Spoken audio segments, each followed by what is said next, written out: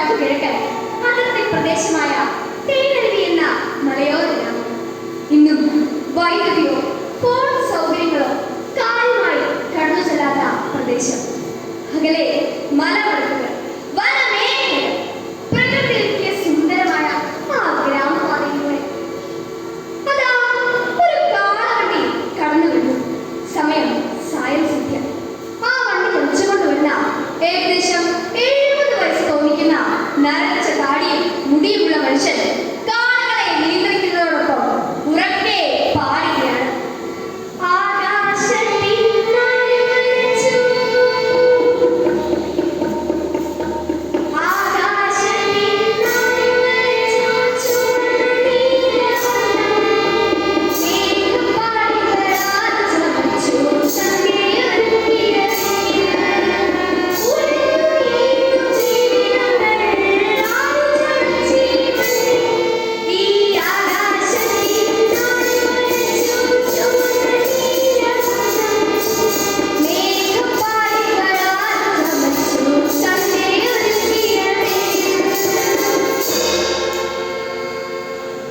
വിജനമായ വഴിയിലൂടെ ആ വണ്ടി കുറെ കൊച്ചു വീടുകൾ സമ്മേളിക്കുന്ന ഒരു സ്ഥലത്തെത്തി.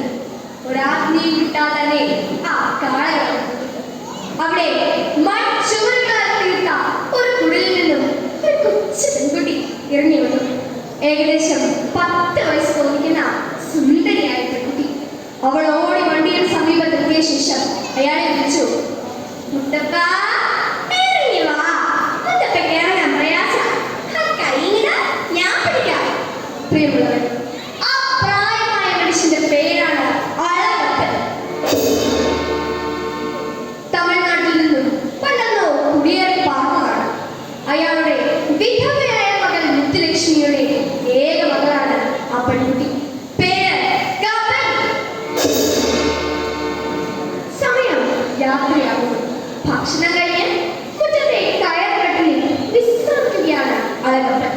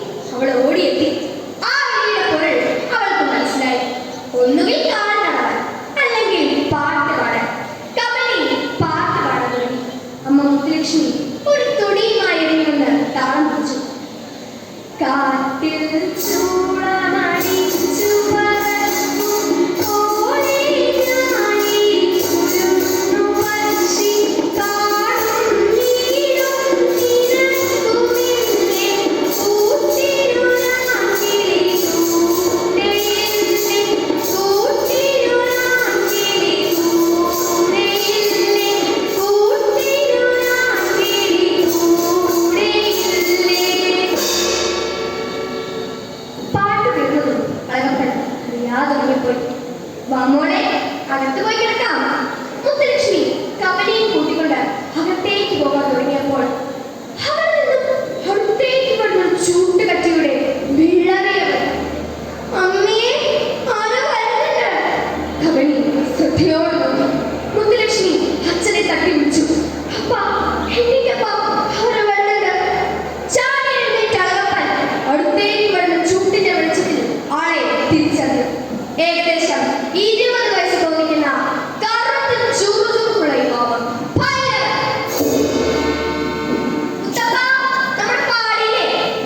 നമ്മൾ തുടങ്ങാനൊക്കെ പോണ പള്ളിക്കൂടത്തിലെ നാളെ പരിശോധനയ്ക്കാണ്. കുറഞ്ഞത് 10 പിള്ളേരെ അനുവദിക്കില്ലെന്ന സർക്കാർ പറയണേ.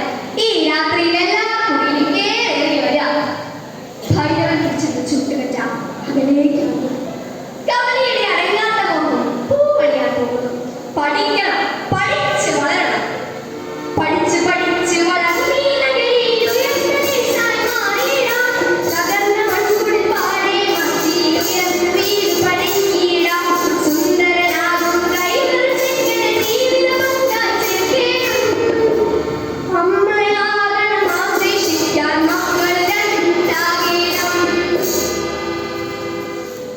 പ്രിയമുള്ളവരെ, ആ രാത്രി ചൂട്ടുമായി വന്നുപോയ യുവാവിനെ പരിചയപ്പെടേണ്ടത് നമ്മുടെ കഥയ്ക്ക് അത്യാവശ്യമാണ്.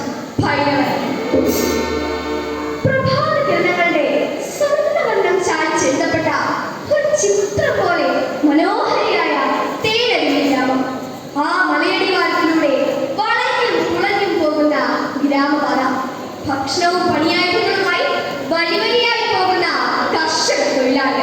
അവരിൽ നിന്ന് ഉയർന്നു കേൾക്കാം.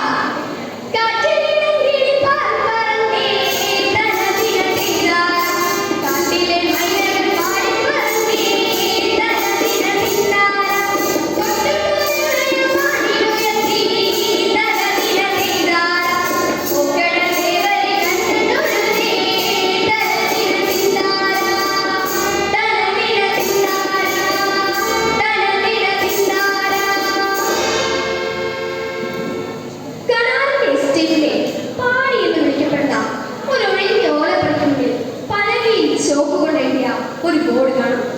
തേനരുവി സർക്കാർ പള്ളിക്കുള. ആ ഗ്രാമത്തിലെ ചെറുതും വലുതുമായ കുട്ടികൾ വിദ്യാരംഭം കുട്ടികളായി രക്ഷിതാക്കളോടൊപ്പം എത്തിച്ചേർന്നുകൊണ്ടിരിക്കുന്നു. മുത്തച്ഛനെയും അമ്മയെയും കൂട്ടി കബനി നേരത്തെ തന്നെ എത്തിയിരുന്നു. അതാ തൂക്കിപ്പിടിച്ച വാക്കുമായി സുമുഖനായ ഒരു ചെറുപ്പക്കാരൻ ആ ഗ്രാമവീഥിയിലൂടെ നടന്നു വരുന്നു. പ്രിയമുള്ളവർ, ഈ പാഠശാലയിലേക്ക് ഏക അധ്യാപകനായി വരുന്ന ചെറുപ്പക്കാരൻ പേര് ജേക്കബ് ശങ്കറിയ. കോട്ടയത്തുകാരനായ ജേക്കബ് ഇവിടെ ഒരു LPS അധ്യാപകനാണ്. വിദ്യാഭ്യാസമെത്താത്ത മലയോരവാസികളെ പഠിപ്പിക്കുന്നതിനായി സർക്കാർ അനുമതിയോടെ നിയോഗിക്കപ്പെട്ട ചെറുപ്പക്കാരൻ. അറിവിന്റെ ലോകം തുറന്നു നൽകുന്ന വിജ്ഞാന പാഠശാല തുറക്കുകയായി. വിജ്ഞാന പാഠശാല തുറക്കുകയായി.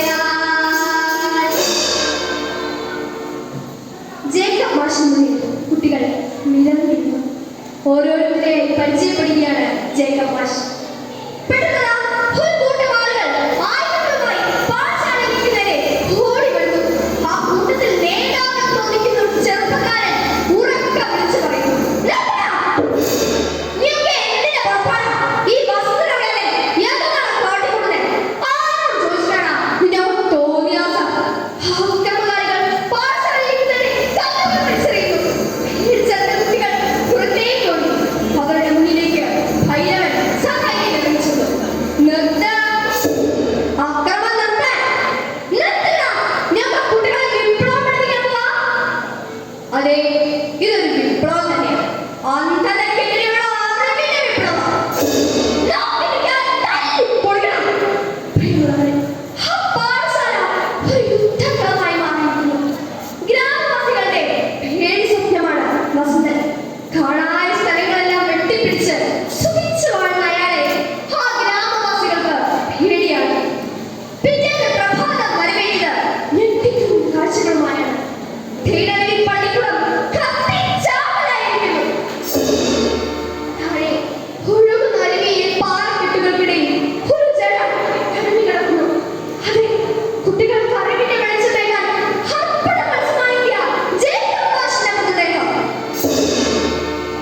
തുറിച്ച മണ്ണും മരവിച്ച ജലവുമായി നിറം തളം കെട്ടുന്ന ജലവുമായി വെളിച്ചം നിറയ്ക്കുവാൻ മനസ്സു തുറന്നൊരീ ഗുരുവിന്റെ ജീവൻ കെടുത്തിയ നാളിവൻ.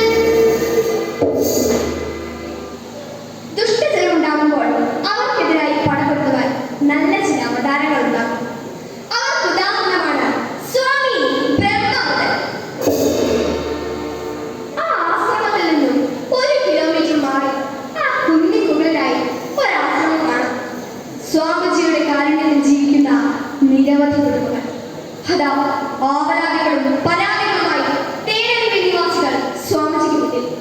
സംഭവമാണ് സ്വാമിജി ദുഃഖിതനായി. നമ്മുടെ അറിവിൽ നടന്നതിൽ വെച്ച് ഏറ്റവും വലിയൊരു ദുരന്തമാണ് ഉണ്ടായിരിക്കുന്നത്. നാടിന് അറിവ് പകരേണ്ട സരസ്വതി ക്ഷേത്രം തീയിട്ടത് നമ്മെ ദുഃഖിപ്പിക്കുന്നു. സാമൂഹിക നന്മയെ കരുതിയ അധ്യാപകൻ ജേക്കബിന്റെ കൊല വളരെ വലിയൊരു അപരാധമാണ്. പ്രിയജനങ്ങളെ, നമ്മുടെ സ്വന്തം പള്ളിക്കുളം. ഈ ആശ്രമത്തിന് വടക്കു ഭാഗത്തായി കാണുന്ന ഒരു വലിയ കെട്ടിടം നാം പള്ളിക്കുളത്തിനായി വിട്ടുതരുന്നു. ഭക്ഷണവും താമസ സൗകര്യങ്ങളും ഈ ആശ്രമത്തിൽ നിന്നുണ്ടാകും. പ്രിയമുള്ളവർ, നമ്മുടെ കബഡി അറിവിന്റെ ലോകത്തേക്ക് പിച്ചടിച്ച് നടക്കുകയാണ്. പുസ്തകങ്ങളെ അവൾ കൂട്ടുകാരാക്കി. എങ്കിലും നൂറ് ചോദ്യങ്ങൾ അവൾ ഗുരുക്കന്മാർക്ക് നേരെ തൊടുത്തു വിട്ടുകൊണ്ടിരിക്കുന്നു.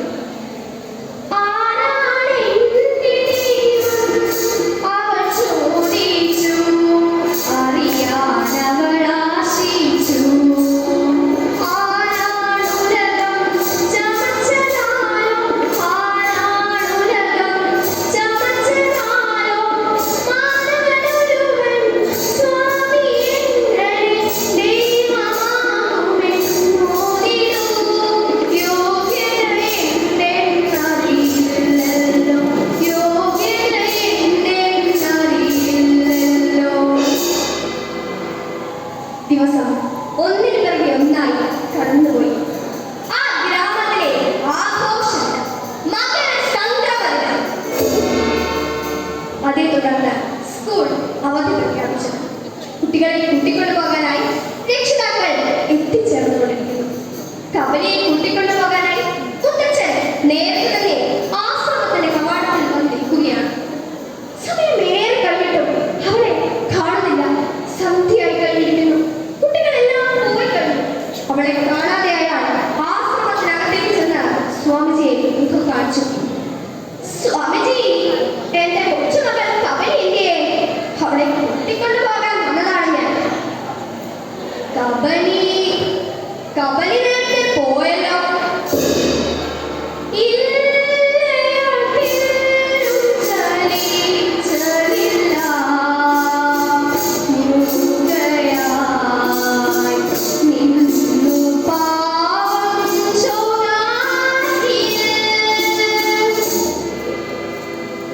സ്വാമിജി അയാളെ സമാധാനിപ്പിച്ചു. അയാൾ തിരികെ പോയി. പ്രിയമുള്ളവരെ, ആ ദിനം വന്നെത്തി. മകരസംക്രമണം. സമയം രാത്രി 12 മണി. ആശ്രമത്തിന്റെ അന്തഃപുരത്തിൽ ആ സിംഹാസനത്തിൽ ഇരിക്കുകയാണ് സ്വാമിജി. ചുവരുകളിൽ എരിയുന്ന തീപ്പന്തം. സദസ്സിൽ ശിഷ്യന്മാർ. എല്ലാവരെയും അനുഗ്രഹിച്ചുകൊണ്ട് സ്വാമിജി എഴുന്നേറ്റു. പ്രിയ ശിഷ്യന്മാരെ, വിദ്യാർത്ഥികൾ അറിവ് നേടിയാൽ അവർ അന്ധവിശ്വാസത്തിനെതിരെ ശബ്ദമുയർത്തും. അത് നമ്മുടെ നിലനിൽപ്പിനെ ബാധിക്കും. കുട്ടികളിൽ കബലി എന്നൊരു പെൺകുട്ടിയാണ് നമുക്ക് ഭീഷണി.